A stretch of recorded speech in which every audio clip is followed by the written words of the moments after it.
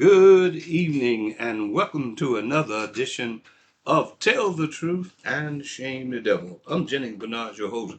As always, you can catch me each and every day, Monday through Friday from 5 to 6 p.m. here on Facebook Live. Tell a friend to tell a friend that Real Thick is on the air, that you can call in at 901-288-5779. You know what we do here. We talk business, legal, social, whatever affects you in this community, we will talk about it. But most of all, we talk politics because politics is everything and everything is politics. We got a lot to talk about. I got a very special guest in the studio for you. You knew he was coming, and he made a promise. A promise made is a promise kept, and he's definitely here. And I look forward to talking to him and having you to have your chance to call in and talk to him and ask any question that you may have. My very special guest today on the show is none other than candidate Reginald Hubbard for Shelby County Sheriff. We're going to bring Brother Hubbard on in here so you can get ready to talk to him and as well, Brother Hubbard. Yes, I thank you for having me today. Right. It's a beautiful day for what we're doing. I'm certainly glad to be here. And we're glad to have you here in the studio with us. A lot of things going on, and you are a candidate, and I want you to talk to the people and tell them, introduce yourself to them, and tell them why you are running for sheriff. Yes, of course. This is my community. For more than 61 years, I've been a part of this community. For more than 36 years, I worked with the sheriff's office. My career started inside the jail, went from there to the law enforcement side. I've had specialized training in the area of street crimes, metro gang, the alert unit where we investigated retail crimes, the detective division where I served as a homicide investigator, narcotics division where I served as the executive lieutenant over narcotics for a number of years. And then I went back in 2018 to the jail division as an assistant chief and worked there. So I've had a great career that did not duck and dodge the process of what that office offered. And I took it head on, and I worked hard. Every step of the way I earned. Now, you worked your way all the way up to be an assistant chief. Tell us a little bit about that. In 2018, when Sheriff Bonner won, that the decision was made inside the jail by the chief that he wanted me to come back and work with him. Bonner agreed. I went back in 2018 to work with him and was glad to do it. The jail during my career was one of those areas that I enjoyed working, that I got a lot out of. I loved the people that were in there. And, after 30 some years and going back, I had a lot to offer. I had dealt with some of the most sensitive areas of the department, information, those things that we deal with in the department that confidentiality.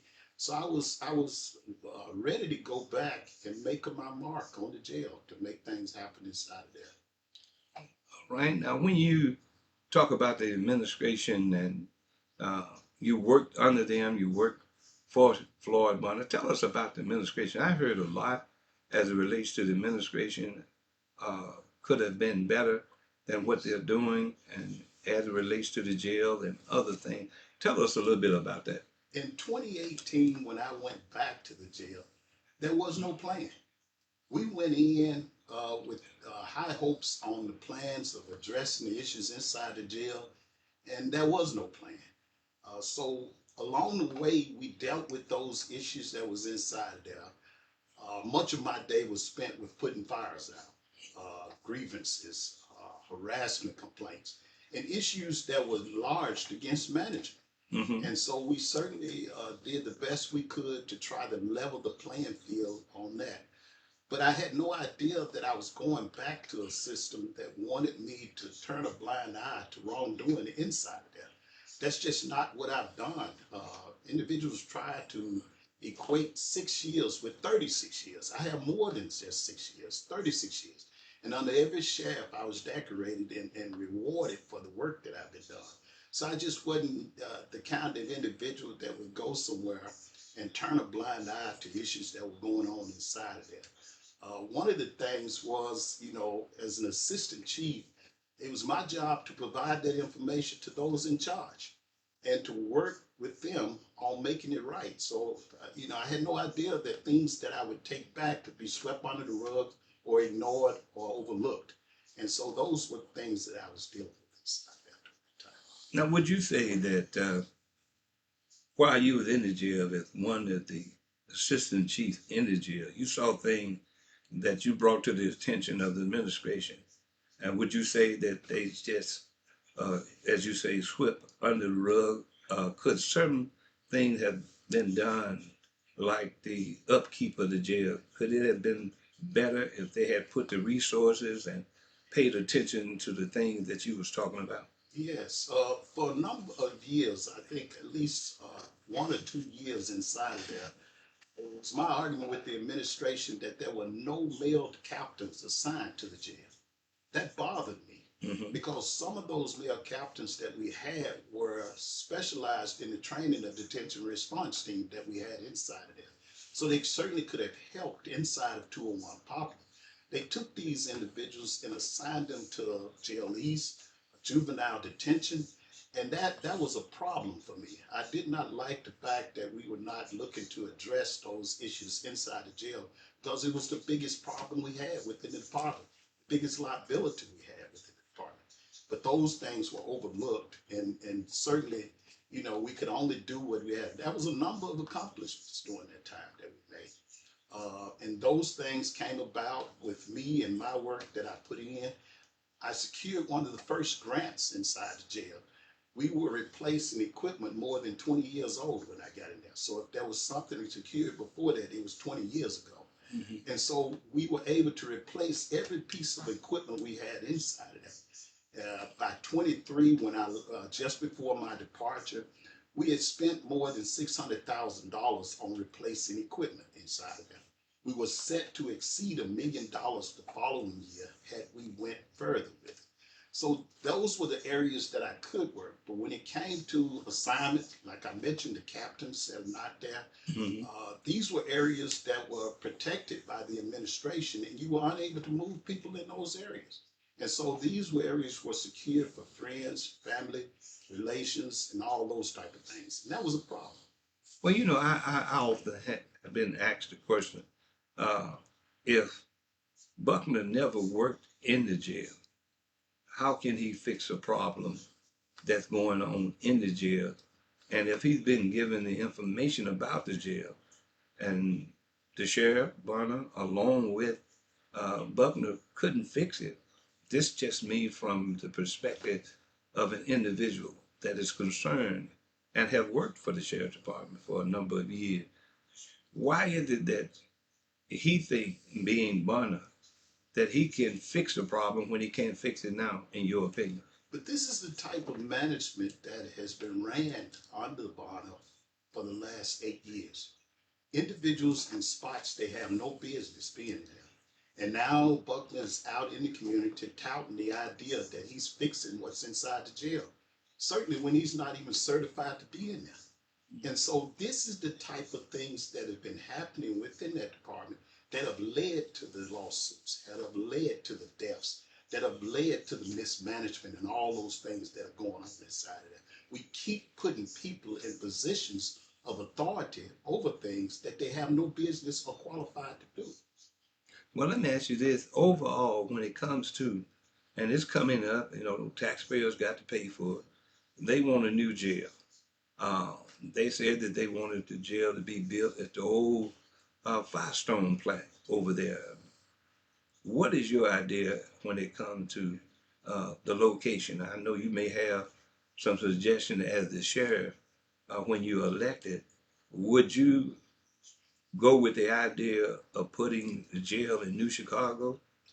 What I would do is certainly first and foremost fix the problems that we have right now. Hmm. But after that, as it relates to a new jail, I would think that we would look at a fourth choice, one that the community is involved with, something that the community has a say in, or you know, those forms or anything that we have in order to get their input. I think the community, because they'll be paying for this, needs to be a part of the conversation. And so certainly I would look for another one with a certain mile radius or a certain distance around it that does not affect the community. So no, we have to get with the community and we have to talk to the community about this idea of a new jail and make sure that they're involved in the decision, in the plan. Well, you know, I've been told that there's almost 200 acres out there where the Pilgrim Farm, where Mark Luttrell, the federal prison, where the state prison, all of that seems to be combined in that area.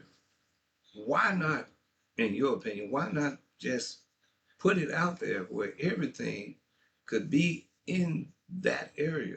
What would be your idea on that? If we could not take a look at that fourth choice and the three that are on the table and what we got, then you're absolutely right. It would be the ideal place for it. The only thing we're looking at is the idea of populating that area to where and how those individuals would get in and get out. It has to be some better access than what we have out there now. I don't know if you've traveled that area during normal rush hour. Mhm. It is highly populated in that area. So this would create an even greater problem for individuals. But that's something, you know, engineers and others would have to figure out. But certainly that would be the choice, provided that we didn't have those three choices on the table. All right, now I know as the sheriff, you sit in the chair of the seat of power that you responsible for the whole sheriff's department. Let's talk about patrol. What would you do differently in the patrol area uh, when it comes to you being the sheriff? One of the things we're seeing in patrol is we have young officers that are making mistakes. I think the news just reported two officers arrested. Mm-hmm. I think there was some reports of an officer that was decertified because of some activities inside of the courtroom. On and on and on, we have those problems. One of the issues, it was my intention to communicate that to those that were in charge at the time, is we keep eliminating older and senior officers in that field. They are important to the raising or upbringing or the teaching of those new officers and those young officers that are out there. Mm-hmm. We have officers out there now with less than 4 years training in this department. And you have an understanding of that. Yeah, It takes at least 4 years to have an understanding of a particular area you're working in. true. So the idea of those individuals teaching and training is just not where we need to be. So I would look at senior officers and make sure there are incentives for senior officers to make sure they're in the field and to put good supervisors out there. It makes no sense that we take and put supervisors in an area that they've never been before, and they're in the learning stage. We have to find ways to be able to train those individuals before they get there, because when they get there, and you have young officers that have been out there, they recognize that supervisors don't have the knowledge that he needs to have to be out there. Let's go back to the jail just for a minute. We know that you, the department rather, can't keep jailers. And let me throw this out to you. I remember back in the day, and you think about this for a minute. There were deputy sheriffs that worked in the jail. As a matter of fact, if you look across the country, most jails are ran by deputy sheriffs as opposed to deputy jailers. I think that when they made that move to get more out of having deputy jailers that they thought as opposed to deputy sheriff. And the reason I said it is that the power of the deputy sheriff that's able to add on charges, and we did a lot of that. They may have been in jail on one charge, but they committed a crime while in jail. We could write it up just like a deputy in the street. Do you think it was a misnomer for them to take deputy sheriffs out and put deputy jailers? Most of your agencies throughout the country operate in that fashion. Okay. You either spend a certain amount of time within that facility before you hit the streets. Right. Now, for me, it made me a better officer, coming from out of there and hitting the streets. These are things that we have to explore. The idea of whether we will or won't is another question, but we have to explore everything that would provide us an advantage inside of that facility when working with the public and everything. So certainly the training is different on the law enforcement side than it is on the deputy jailer side. We have to find ways to merge those. When I went back in 2018, a large portion of my time was spent trying to reach across the aisle with both law enforcement and the jail to try to combine those two efforts to say, okay, we're all one. We are all working together and we all need to be having the same type of ideas as it relates to getting the job done. All right, you're listening to Tell the Truth and Shame the Devil. I'm Jennings Bernard, your host, and my very special guest is candidate Reginald Hubbard for the Shelby County Sheriff Department. And as you know, I've worked there for many years, retired as well. Let's talk about your credentials. I mean, you mentioned it, but I want to get a little bit further. I saw your commercial where you talked about Pacific. You were being honored by multiple sheriff departments. Tell us a little bit about that based on the experience or lack thereof of Anthony Buckner, who's running. Throughout my career, I never been a do nothing officer. When I came on, I was trained in the field by an officer who had more than 20 years on. Mm-hmm. It was not about what the sheriff's office can do for you, but what can you do for the sheriff's office? A lot of these individuals are do nothing officers in that they've not put forth any effort to do anything for the department. I've done a lot as it relates to the community. When I saw that there was a problem with drugs that were expired, outdated, and a loved one passed away with narcotics inside of the resident, and young people were using these pills for pill parties. I put together a safety take back box that was installed in Shelby County. It was the very first box inside of Shelby County. Now, certainly there are several now throughout Shelby County and across the state. So that was one of my things. When I recognized the language in the Miranda forms for the Hispanic community was not right, it was my job to fight that up until I went to the state's interpreter to make it right. When I saw that civil unrest was rampant around the country at one point, it was my work and my project that went into the training academy as it relates to riot training, that every officer was trained. These are things on the law enforcement side. On the jail side, there are so many that I've done. I put sensitivity training into place for the jail. I also, like I mentioned, the grant, very first grant that was on, but I also trained the very first set of those officers in the jail who were shotgun certified. That was not done until I got there. And those individuals were making long hauls and things like that with dangerous criminals that they was transporting from one state to the other. And I wanted to make sure that they were protected. When I went in there, I replaced their equipment, but I didn't talk about the equipment that was more than 20 years old, their riot gear, which was really outdated and would not stand up in court provided something happened and that vest did not protect the individuals. These were things that I'd done. I was in the process of putting together a dashboard for the jail. Before I left, one of my conversations with them was that you have to relieve the pressure inside of here because of the numbers that are inside of there. And that's how you begin the process of managing that facility. Now I hear they're in the process of moving people out and trying to relieve the pressure in order to get that done. But these are conversations we had years ago. And that's what I'm talking about when I speak to the fact that, you know, we have to put the right people in the right places. Well, you know, I was in Fuji and I had the opportunity to go to different states, pick up prisoners, and bring them, extradite them back. And while I was there, I was talking to a lot of the deputies in California, New York, and other places, uh, they did a lot of cross-referencing as it relates to deputies. You may have worked in the jail, but you also will end up in patrol, fugitive, and other places. Do you think that everybody who wears a badge should be cross-referenced? In other words, if you, the sheriff, say, we need to take so-and-so out of patrol and put him in the course, or vice versa, do you think that cross training is necessary when it comes to being a deputy sheriff? I think it's absolutely necessary. Oftentimes, what we have are individuals who are frightened to death to go to particular areas. And during my tenure, in the early days that I was there, everyone stayed away from patrol. Mhm. I was so grateful that was my first stop.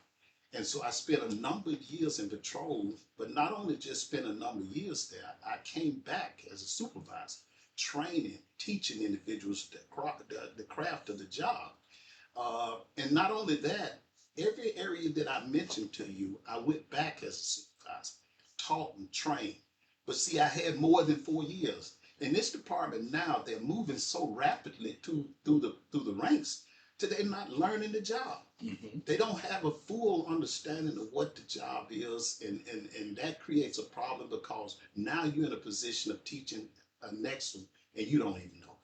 Well, I know people that spent almost 40 years, and the whole 40 years was in the courtroom. There you go. And if you see a situation like that, if something happened and they never had patrol training, Right. if we needed them, if like back in 1978, uh, and my good friend is in the studio with me, also he could contest to that, Terry Yarbrough, that we had to have some power training when the city of Memphis decided to boycott. They took the deputy sheriffs out of the jail and other places and put them in patrol. Now, if we had not been cross trained, how could we go out as deputy sheriff, and we did a great job back then, to patrol the city of Memphis at that time? You're absolutely right. And I'm going to tell you one of the things I saw with that in my tenure, during my time with that, in the fact that individuals were in a particular area over an extended period of time, was when you had the opportunity to make an arrest, many of them didn't even know how to handle an arrest ticket. Exactly. Many of them knew nothing about the TCA codes. These were things that was, a member of law enforcement, this is 101. Mm-hmm. But they did not have that type of training. They did not understand in the field if a particular incident came up, how to address that. I took calls many nights from individuals out in the field to guide them through a lot of things. Wow. And if I was doing it then, they're doing it now. Mm-hmm. So you have to have people in place who fully understand their job and are willing to work with individuals to bring them up. I taught a lot of people within that department, and I taught them right. And I was proud of that because of the fact that those individuals went on to be supervisors Mm-hmm. and managers and commanders. So I was proud of that process. And now it seems like it's a dying breed now. But do you think there's need to be some training as it relates to deputy sheriffs showing respect when it comes to the people that they're supposed to be protecting? We find that deputy sheriffs sometimes. All right, hold on just a minute. All right, caller, you on there? It's now how you doing? Doing fine. How you doing, sir?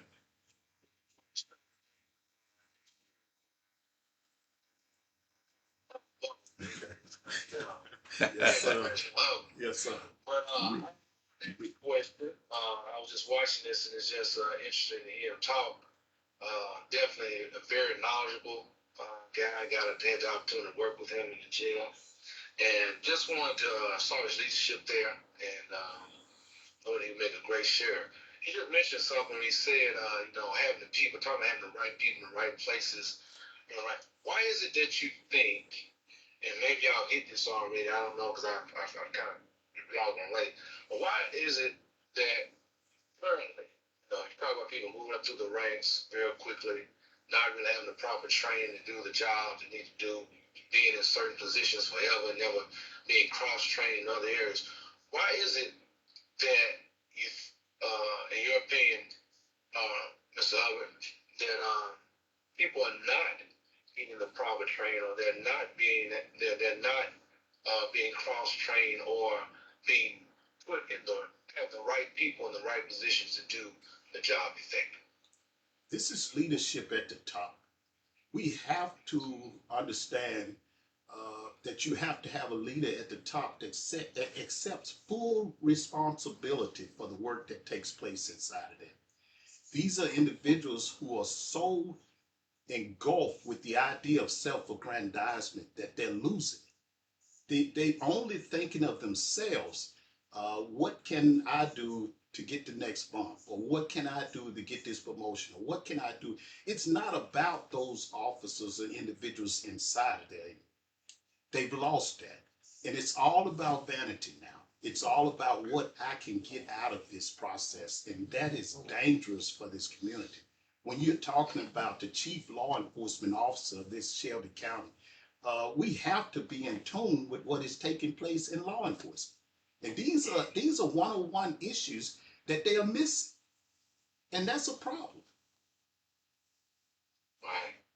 Well, I definitely agree with that. Now, when I think about the candidates that are in this race, especially your assistant chief, you know, um,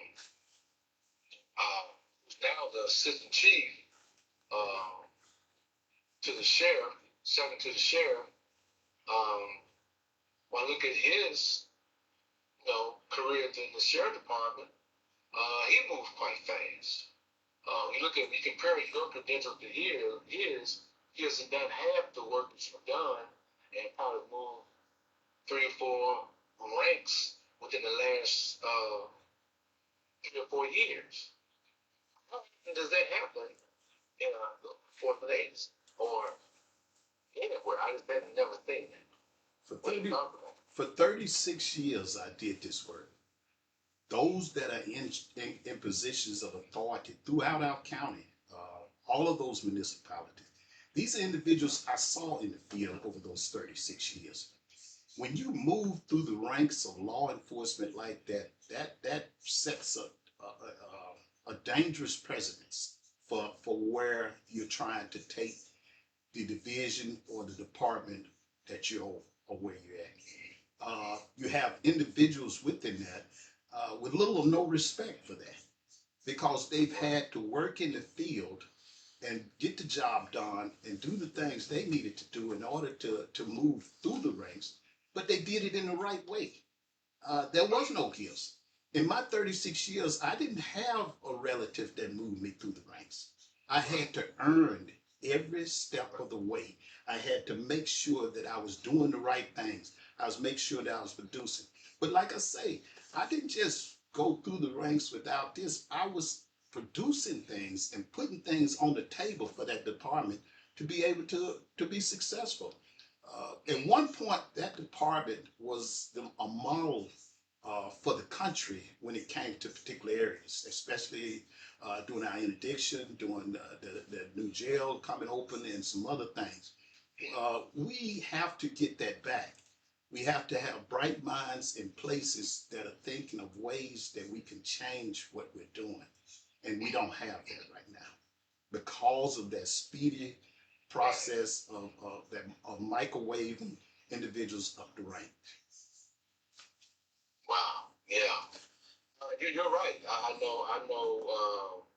Sheriff Farmers always it's been a model in the past for a lot of different. Even in jail. I mean, I know when I first came to the sheriff department, I came there. I'm a mental health provider. I came when the Department of Justice was had came in to give oversight to jails. They had the problem. People forget the things that are going on in jail right now. These things were happening. Now, probably not just magnitude. I think it's the worst it's ever been right now. But it was in trouble when I came there. I came there during the Mark Luttrell era. And Mark Luttrell, one of the things I would show and say is that talk about leadership Mr. Hubbard, is so important, especially as a sheriff. A sheriff has to be a leader. Sheriffs don't go out.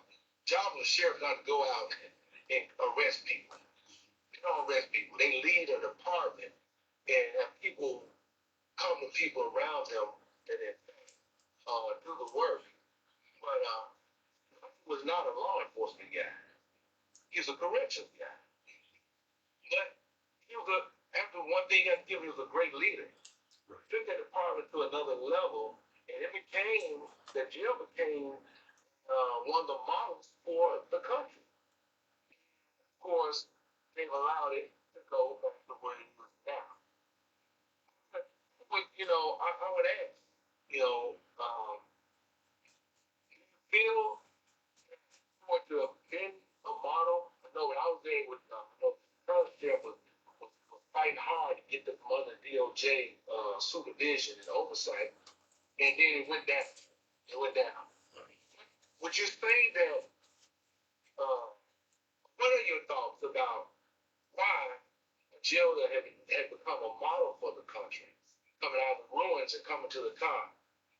What's your perspective on what happened or why the current administration allowed it to go backwards when you had everything in place to keep it successful? Right. And you're certainly right about the work that Luttrell did during his tenure. I was promoted twice under Luttrell. He was always a fair sheriff. But here's the kicker, though. I worked for 6 different sheriffs during my career. Each of them had the same problems that Bonner has right now, but they operated different in order to address it. We're talking about the numbers that are coming in and out of the door now and why we had these problems and so on. There's not another sheriff than Jack Owen and Gillis who brought more through the doors than anyone. Go back to their tenure and look at the numbers that they brought inside that jail during that time. So we have to have a sheriff in place who understands how to manage. During my tenure in the 6 years that I worked under Bonner, there was not an issue in the streets that was taking place that I did not have an understanding of, that we would see an influx of individuals coming through those doors. We always prepared for that. That's good leadership. That's good management. The idea of what they're doing now is after the fact. And anything inside that facility you're doing after the fact, you're too late. And I'm almost certain in the next few days you'll hear them come out and talk about all the accomplishments and the things that they've done inside of there. But we're 8 years in. It's over. It's too late. And much of it would be grandstanding, to be exact, So we have to get away from that because we're playing with lives. We're playing with a community that is spending millions of dollars, and at the end of the day, they're having to spend millions more because of the mistakes of individuals like that. Well, So let me we gotta jump. have good leadership. Let me jump in for a minute. I have heard and from reliable sources that Bonner is on his way out. He's really not the sheriff. Day-to-day operation, he's really not there to take care of the business as the sheriff of Shelby County. Uh, what do you say to that? I certainly agree. During the 6 years that I worked with Bonner, immediately after his win in 2018, he ran into a mold of politics of running for city mayor. That took him away for a while during that period of time. I've not been there in the last 2 years. I don't know what his look is like now. I just know during my 6 years, I saw very little of Sheriff Bonner. There were occasions when we had issues going on inside the jail. Our line of communication was not Bonner. It was not Buckner. It was Debbie Pheasant. Debbie Pheasant inside the jail was communicating everything that went on inside of there. If there was an issue or concern, she got it first. Now, Buckner may have got it second. I have no idea where it went from there. And then Bonner. So those lines of communication are distorted and they're creating a problem for management. That's what creates low morale and high turnover is communication. And Brother Nah, Yeah. I interject real quick. I'm gonna get off here. Okay. Okay. He's not lying. I came down here to the jail with Hubbard. They wanted me to come and give a part of the mental health part of it. understand. You say that he's not there. I don't know that he's ever been there. He's probably been the most invisible sheriff you've seen in history. Mm. Well, I didn't see him. I can We didn't see him very much on when we had a meeting or something. So he come out of jail. I could He's speak not to there the out of fact. jail. COVID era. That's the time he should have been thrown to court. To his officer down there. He didn't show up. Not one time with his mask on and nothing. So he's doing the same thing, but this is a man that's not scared. Okay? So he don't care anything about the employee. He don't care anything about people who are housing that facility. And so, I heard it one of the debates. So I'm gonna get off. Well, look, Please. no, I've brought this question up, and I remember back in the day when you ran for office, and you was running for that office that you're running for. That was the time you had to take a leave from the sheriff's department or in a position to run. Uh, Brother Hubbard, but what do you say of that? Do you think that gives Buckner an advantage over other candidates that are running for the office when he's still there running for the office and still in the office, and he come back when there's a news conference? I've been observing. He said, "Well, we dealt with that. I dealt with this yesterday. I dealt with this." It seemed to give him an edge by being there and telling the media, telling the people, "Well, I solved this." What did he solve? And should he have stepped down, in your opinion? He certainly is. And the history of that department has shown that individuals running for this position has always taken time off to do that or were advised to take that time off because it's a conflict there. Mm-hmm. You're talking about employees that you're over. Now you're soliciting from them funds in order to support a campaign now. So there are things that takes place that you should distance yourself from. And certainly they've tried to do the best they could to give him an advantage. If you notice, every pitch he's in a uniform. Mm-hmm. But we on this side of the campaign have been faced with those things, and we've overcome. We're going to keep moving because of the fact that we recognize what is taking place in regards to that. Well, let me say this, caller, before you go as well. I was, it was a meeting held of the candidates out in Fraser, and I was told that the question came up by the moderator that if you was not running, what candidate would you vote for? And all of them said, besides Buckner, probably all of them said that we would vote for Hubbard. That says to me that there's a lot of confidence in other candidates that they have in Reginald Hubbard. What do you say? That's what it's been to me. What it is that if we look at all the candidates, I think, it's no doubt Reginald Hubbard is the most qualified person for this race. Even people who would ask that question at that debate know that. Yeah, who up there for experiencing Buckner. But Buckner's has been the chosen one as the politics has put him in the place that he's in to try to put him in a position to walk into that office. That's what voters need to look at. That you gotta have someone that's experienced, as the upcoming sheriff just said. You're gonna have to have people with experience to do the job. We have enough of that in this city, Bernard. Mm-hmm. I'm gonna say this though. I am going to really go. Okay. I said it to Mr. Hubbard before. We do too much of praying for our leaders. Listen to what I'm saying. Pray for our leaders. We do nothing to prepare them. Mm. So preparing people, you praying for people without preparing them, well, that's a vain prayer. That's why our city's in the shape it's in right now. We pray for our politicians. We do. But how prepared are they? How prepared were they before they took that position at office? Big to differ. All right. Most of them, if not all of them, were not prepared. All right. Good evening. All right. You take care. Appreciate your call as well. You can call as well. You can give us a call 901-288-5779 if you would like to talk to candidate Reginald Hubbard for the sheriff. It's clearly that the citizens, the people are saying that he is the most qualified. You have heard here today the things that he's done and how he's worked as it relates to make the sheriff department a better place. Something he got done, something he couldn't get done because the administration, the leadership did not look at what he was saying basically. And I say to you as the audience, pay attention to the qualification. And that's what we keep doing. We keep electing people, ladies and gentlemen, that do not have the qualification. Brother Hubbard has put 36 years Sir. into this, has been cited by other agencies for his work and commitment to the work that he has done.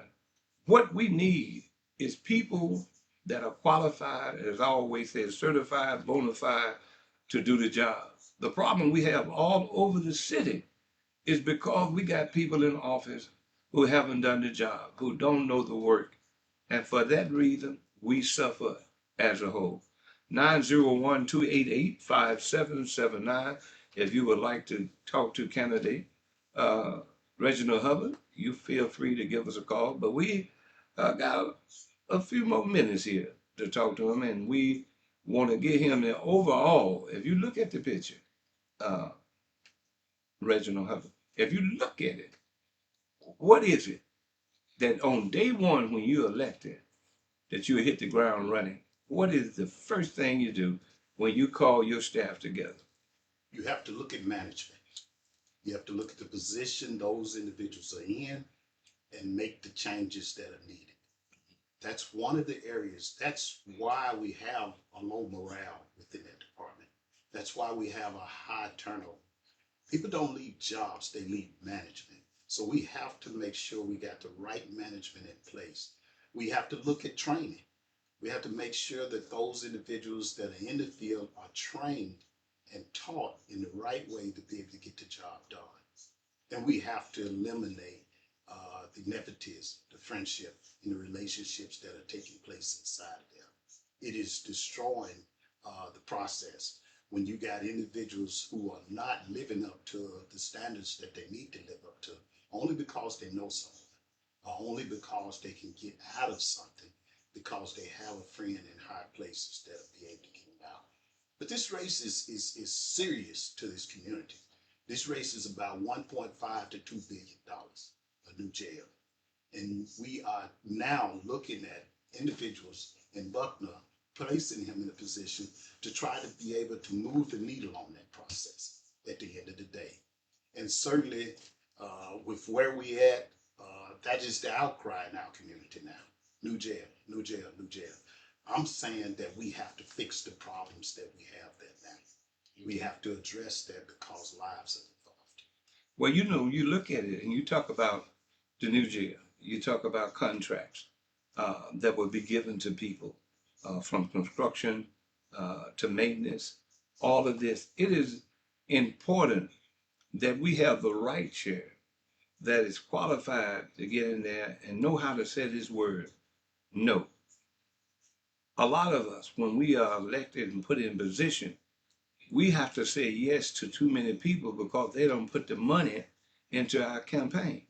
So it says to me that Buckner, who was almost at 400,000 the last time I checked, do you think those people who are giving him the 400,000, you don't think they gonna want something done if they build a new jail? Well, that's what we have to look at. You know, the community is on the edge about how politicians have served them over the years. Certainly, they're uncertain if they are fighting for them or fighting for special interests. Mhm. And certainly, with that type of movement taking place, you get in, you serve 4 to 8 years, but you don't serve the people. You serve others in that process that are dealing with special interests, and the people go in the next 4 to 8 years wondering what happened. Mhm. And that's what's taking place in our community. We got to stop putting people in a position of authority when they're not serving us. Well, you know, I've always said leaders should know how to lead. If you've never been in the position, I remember back in the day, uh, in the in-service training uh, that we had scenario uh, that we would go into a building and they would give us a scenario of the building. They wanted to know how you would enter the building, how would you search the building. Do you think that kind of in-service training, since you were there, do they still do that type of on-hand training like that? At last I was there, that there was some of those things that were taking place, to my knowledge. I'm not certain over the last 2 years where it's at now, Okay. but certainly in the past I've seen it. But we have to do more of that. We have to give officers more tools for their belts in order to address the issues we have in our community, and especially mental health is one of them. Right. And putting more officers out there who understand the issues with this community with regards to mental health. Well, what kind of training, uh, as a newly elected sheriff, would you be looking at individuals? Would you look at people who've been in military, who have had that field of training as law enforcement? Or would you be looking at them as well as citizens who uh, apply as well? In other words, you have to train the people, whether they military, non-military, whether uh, they're trained or non-trained. Uh, how much emphasis, what I'm asking, will you put on actually training the officers? You know, they were saying that, you know, we were losing good officers because other cities know that when the Memphis Police Department, Sheriff Department trained candidates and they became deputies at one time, Houston could come in, New York and other could come in and get the well qualified trained applicants that we had to go to Dallas and others. And I know that for a fact that has happened. The top notch training that they used to do, will you as the sheriff make sure that that training and make sure that you submit your budget to the county commission, mayor, or whoever, that these people need to be well paid? Because if they're not, we're going to continue to lose the best of the best to other cities. What do you say to that? The idea, in this commitment as it relates to the sheriff's office, once I get there, Mm-hmm. is to make sure that we explore all avenues when it comes to getting the best recruits in there. Mm-hmm. From a military standpoint, that's great, because what you're going to have is an individual who understands the process in many ways, because we are a military style establishment and without the way we operate. But we certainly would look at other universities, colleges, and just individuals within the community, churches and other places that have good members and other things that are willing to come in, learn the job, have an open mind to what is taking place, and being able to get the job done. So yeah, we will explore all of those options. It's definitely that about to pay, because that's what we are losing, good candidates qualified to the city, because they're starting off at 70 an hour, straight out of the academy. Okay, and you can go to Dallas or go to California and get a good pay and come back here and have a comfortable life in your retirement because you've been paid well in other cities. I just want to see all law enforcement officers and others who serve and protect this city be paid well. We argue about everything that we'll say in the city and in the county. We need to do this here, but we're forgetting the first responsible. We forgetting the people that we depend on to help the city as a whole. So, sir, I appreciate you stopping in today. I appreciate you being a part, but I'm gonna give you the microphone, and we got some time. I want you to convince the people why they should vote for Reginald Hubbard. We have an opportunity as a community to stay on the same road that we've been on, or make a change for the better. I say let's make a change for the better. Put reform-minded individual in that office that is ready to go to work on day one, making the changes that are needed to advance that office. We, over the last 2 years, have had some major issues that have taken place inside of that facility. And many of those are self-inflicted wounds that we have to get past. So we have to make sure we get this right. We do not need another 4 to 8 more years with a selection by Bonner in Buckner to lead this community. Buckner has no jail experience. He's never worked inside that facility. And now Bonner has him in a position to say that he's making the changes that are needed. That's dangerous. Bonner and Buckner are dangerous to this community. We have to make sure that they go home. And we have to make sure we put new leadership in place in order to guide that facility, that office in the right way. All right, you've been listening to candidate Reginald Hubbard. He is a candidate for the Shelby County Sheriff. He wants to make the Sheriff Department different and what it should be as it relates to what it is to now. Tell them how they can get in contact with you to make donations or to help in your campaign, and give us those dates. Early voting starts on the 15th of this month. Talk to that. Yes, we need for everyone to bring someone, not only someone, but others as well. April the 15th through the 30th, early voting will start. The election will be May 5th. We need you to go to HubbardForSheriff2026.com. Volunteer. Support this campaign through your giving and make sure that we make a change for the better in the upcoming election. We have a plan, people. We have a strategic plan 2026 that we will be putting forth with the changes that are needed inside of there.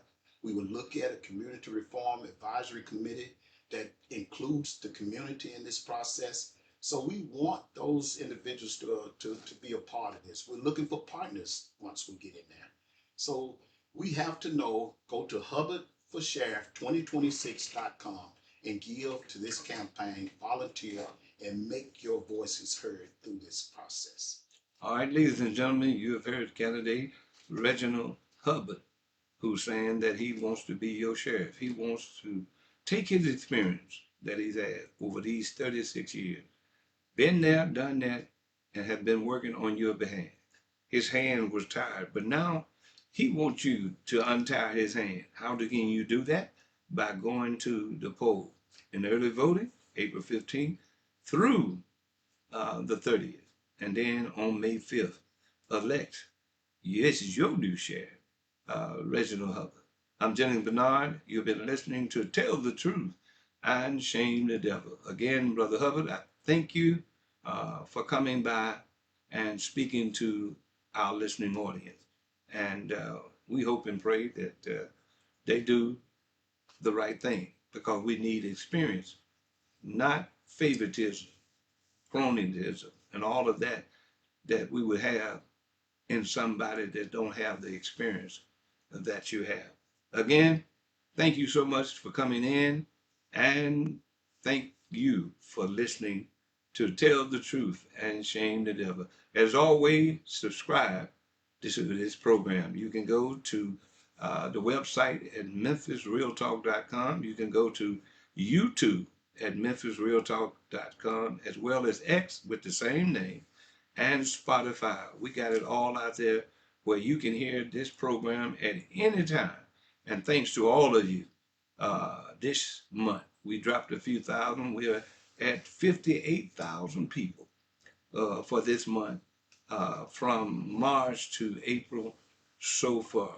We're usually at 92,000, but we dropped a few thousand. But we appreciate you still paying attention to what's going on in the city of Memphis. And on tomorrow, we got a great show on tomorrow.